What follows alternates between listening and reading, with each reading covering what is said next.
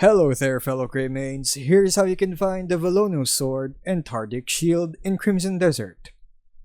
If you're a sword and shield main, this is a good find for Cliff. Both the sword and shield have a tier 3 refinement. The sword gives you level 1 attack speed, while the shield provides 6 points of defense and a move speed buff of level 2.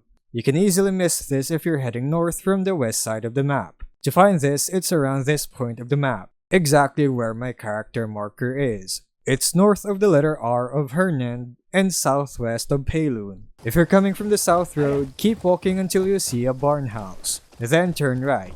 If you see a pond, turn right again. Follow along the edge of the pond with a big rock on the left, and hidden behind a bush you'll find a sword and shield on top of a stump, along with a sellable helmet.